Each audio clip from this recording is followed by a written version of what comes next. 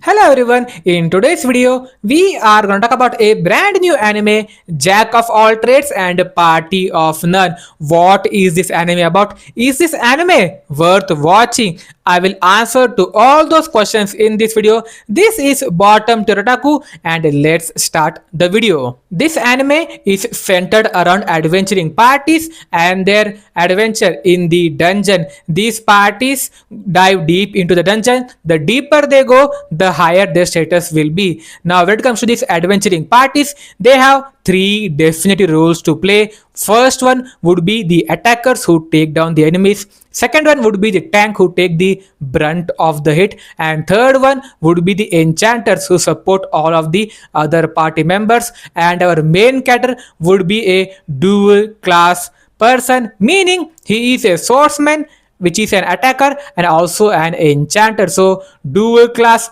love to see that, and this is going to be a self-taught dual class main character. Now moving on into the first part of the anime, we start off with our main character Orhan, who is killing some goblins very easily. There we have a reminiscence about his conversation with the hero's party. Basically, he is been kicked out of a party because he was very weak. So why is he weak suddenly? Because this heroes party had a joint trade with another party a few months ago, and there they were able to see the other party's enchanters and how superior her magic was compared to Orhan's magic. Now regarding these enchanters whose magic is supposedly superior, we will dive into her a few moments later on because she will make an appearance in the very first episode. However, the bottom line is our hero is being kicked out, and the hero's party's captain and our main character Orhan and Oliver, they were both childhood friends. Therefore the hero is very devastated. Orhan is very devastated here, and adding to the low blow, they already have a replacement enchanter as well. This was a definite low blow in my opinion. However, one thing to say about Oliver here is very calm and he's very straightforward. He did not try to make fun or ridicule Orhan. For that, I like Oliver. Regarding the fodder character A and B, they were making fun of our main character. It is in fact this girl who calls him Jack of all trades, and that's how our anime begins with our main character Orhan being kicked out. Then we go back to the dungeon. Orhan sees a bunch of men running away from the dungeon. These men talk about how they had to abandon a little girl who had just joined them on their dungeon expedition. Hearing about this, our main character Orhan is immediately reminded of his past self, of how he was discarded out from the hero's party. Now here, regarding this random group of men, he talks about one stuff here. If I had to choose, I will choose my old friends over a brand new recruit. Now here I completely agree with him.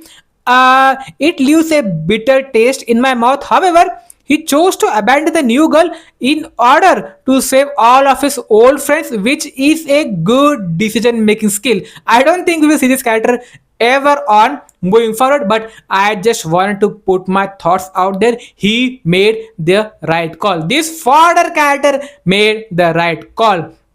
Then our main character Orhan immediately runs towards the girl in danger. There's a girl in danger in dungeon. Let's go. He takes down this oaks very easily. He uses a bunch of magic such as strength up, technical up, sharpness up, and air shock. The name of the girl in distress is going to be Sophia. Sophia thanks Orhan and insists on taking him to a dinner. In order to thank him, he initially refuses, but then Orhan says okay. Orhan and Sophia are now at the diner. It is at this diner they meet Sophia's big sister Selma. Now Selma is a pretty big shot. She is a Siscon. She is part of the S rank adventuring party of the guild Night Sky Silver Rabbits. That's a long ass a fucking name. She is the one who invented the three categories: attackers, tank and enchanters, and also part of the joint trade the heroes party had a few months ago. So you can say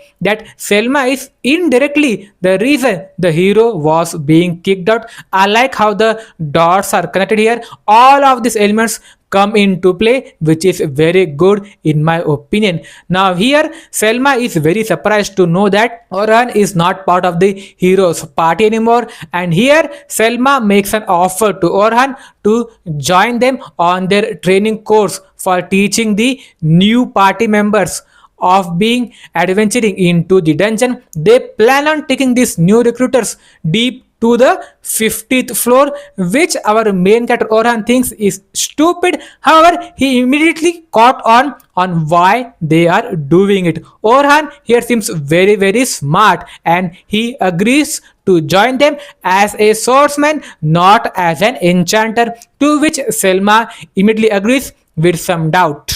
Towards the post-credit scene, we see Orhan walking towards Selma into the night sky Silver Rabbits Guild. This scene is beautifully animated here. We see sun shine on both of these characters like something new is beginning, which is very beautiful in my opinion, and that's how we end the very first episode.